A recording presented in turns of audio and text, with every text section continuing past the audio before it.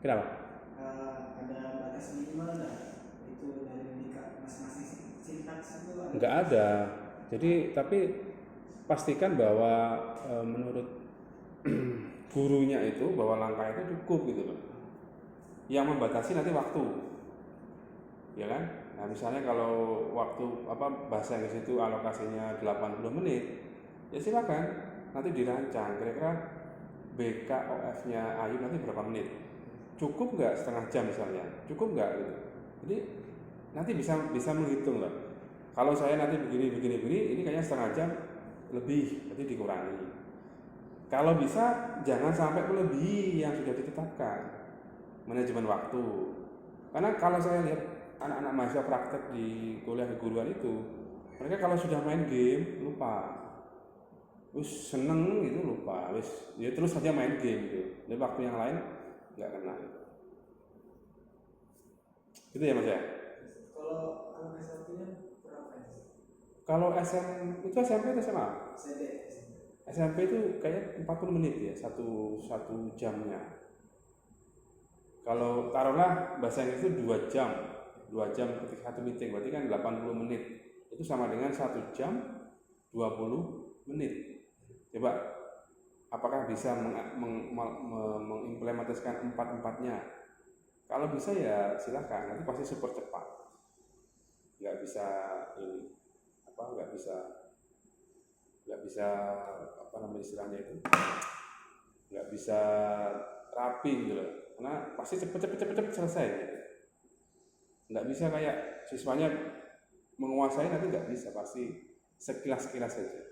Makanya dibagi dua, kalau bisa itu satu kali meeting itu BKF sama MOT saja, sampai MOT saja. Oh gitu. Iya nggak apa-apa, karena siklusnya panjang nih mas, nggak mungkin dia gurunya sekali ngajar selesai, waduh, ya bisa tapi kompetensi yang diharapkan untuk siswa itu nggak dapat, pasti nggak dapat.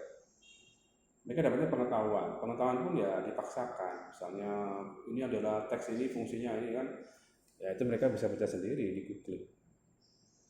Tapi pengalaman itu kan nggak bisa didapatkan ketika ini kan siswa belajar dengan ini. Itu ya. Jadi bisa 2 kali 40 menit coba dibagi BKF sama MOT. Kegiatan apa yang menurut Mas Ayu cukup dengan waktu 80 menit sampai mereka, istilahnya begini, kalau ada 40 siswa Anda bisa memfasilitasi 40 siswa itu satu persatu. Jadi setiap anak itu dapat perhatian yang sama gitu loh, paham ya?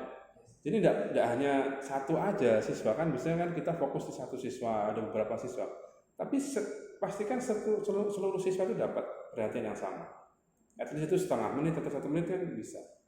Padahal 40 menit itu kalau satu siswa 1 menit itu 40 menit. Bisa kan bayangkan? Maksudnya bagaimana kita mengatur stage-nya supaya kelasnya jalan itu dengan memastikan bahwa every single student get equal attention. Itu yang namanya adil, guru yang adil kan seperti itu. Kalau 2 gini kan enak, saya ngasih Anda dapat full time gitu kan. Mau bimbingan setelah ini monggo, tapi kan kalau sekolah kan nggak mungkin. Setelah ini jadwalnya ganti lagi, mereka sampai sore sudah pulang udah capek kan, nggak mungkin kita datangi rumah gitu. Kita juga capek kan sudah kayak gitu. Gimana? Coba sambil belajar manajemen waktu ya. Jadi 80 menit nanti dibagi BKUF saya ngapain ya, saya ngapain, ini waktunya berapa ya kira-kira. Nanti kan kita lihat di prakteknya. Nanti ketika praktek 80 menit itu, apakah langkah-langkah yang sudah kita rencanakan itu bisa kita implementasikan. Pasti ada yang miss nanti ada namanya ada lembar observasi nanti. Pasti ada yang miss nanti. Gimana Mas Ayu? Ardian aja loh, Ardian yang nggak pernah kuliah aja loh udah jadi. Nanti tak share ya, nanti tak share di grup kerjaannya Ardian itu. Bisa-bisanya dia bikin tabel yang hanya gitu toh ya. Selesai. Oke, kita kembali ke Mbak Gia. Kenapa kok kompetensi awalnya presentasi? Itu karena itu kan kemarin kan saya dapat donasi kok certified. Nah, itu kan kompetensi awal itu berarti kan kompetensi yang udah dimiliki siswa sebelum pelajaran itu. Nah, terus kayak namanya kan tensesnya kan kayak pakai semua present. Nah jadi itu sih. Berarti kompetensi yang awal itu ya. Jadi apa namanya? Baseline-nya gitu ya. Iya. Syaratnya, prasyaratnya gitu ya. Kompetensi awal, simple present. Memahami nanti sampai mana ininya, ngukurnya bagaimana? Memahami itu. Memahami peserta itu nanti soalnya yang di apa namanya di BKF itu nanti itu kayak itu Sudah ada ininya. tentang kode. Assessmentmu ada. Nanti maksudnya di BKF presenter itu nanti apa kegiatanmu itu untuk memastikan mereka jadi kompetensi mereka paham itu apa? Definisi paham kan nanti ada definisinya. Belum pikiran, maksudnya kepikirannya mereka paham itu bagaimana? Bisa tahu polanya, bisa bikin kalimat dengan presenter atau bagaimana? Iya, itu. Seperti itu. Iya, terus sama nanti kan nanya tentang apa namanya modal. Sekarang kan harus ada modal tentang exposition. Nah itu juga. Pakai model juga. Iya, tapi cuma buat building knowledge-nya aja. Berarti lama berarti kalau gitu. Dua pertemuan sih bisa. Enggak, yang presenter aja berapa menit nanti rencanamu? Lama loh kalau sampai paham loh ya. Enggak dikulik lagi sih. Berarti asumsinya kan udah paham. Iya. Asumsi ya, berarti ini pertemuan ke selanjutnya berarti ya. Enggak di review tapi. Apa presentasi? Kalau bisa sih. Berarti anggap mereka sudah paham. Iya. Oke.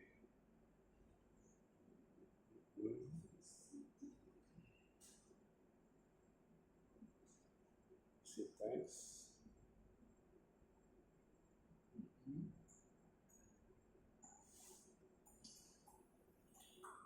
Nanti pembagiannya gimana? Yang 6 elemen itu?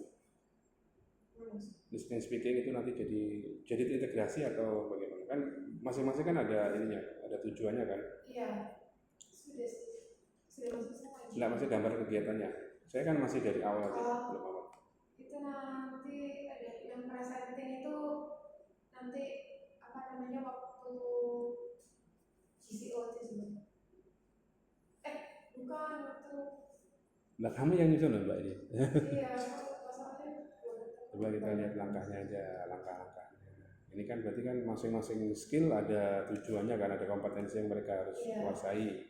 Pokoknya nanti yang viewing itu di pertemuan kedua sih, yang BKF yang pertemuan kedua.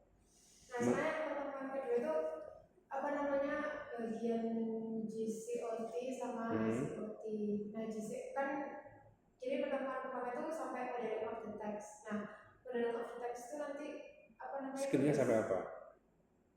Skillnya itu ini apa sih kemarin? 6 itu dibagi 3-3 atau 2-4 atau 1-5 atau bagaimana? So, listening, speaking, reading, viewing, writing itu nanti gimana pembagiannya? Kalau 2 pertemuan kan? Kalau 1 pertemuan panjang kan bisa semuanya ikut. Kalau 2 pertemuan kan harus dibagi kan berarti. Jadi stressingnya pertemuan pertama di apa, stressing pertemuan kedua di mana? Bisa. Di pertemuan keduanya ada tulisannya kan? Coba saya belum lihat. Gimana Di sih? sini nggak ada, bentar Ustaz. Oh, berarti bagusnya punya artinya kalau gitu. Pertemuan kedua. Pertemuan halaman berapa itu? Iya, ketiga. Oh, nggak ada tulisannya di sini. Nggak ada tulisannya. Iya ada ya, Mau bisa nggak kesimpan? Waduh. Enggak kesimpan Ustaz, cuma ini kayak ada.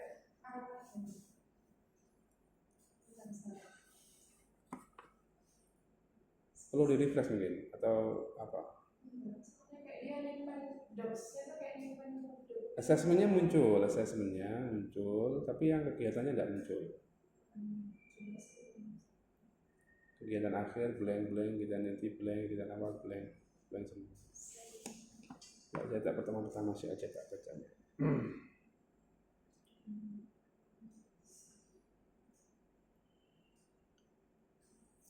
Cuman topiknya ini sekarang kurang relate ya, karena sudah mask kan sudah agak berkurang kan, nggak ada orang yang pakai masker sekarang.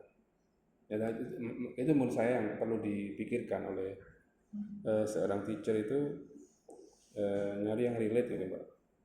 Kalau menurut sama sendiri kan ini kurang relate ya, karena sudah di importance of wearing mask kan secara konteks sudah lewat kan ya. Tapi kalau pas COVID mungkin oke, tapi udah tahu lah isinya saya belum baca. Ini tadi kayak konteksnya di COVID itu, COVID-19, gitu. Sangat ini kan.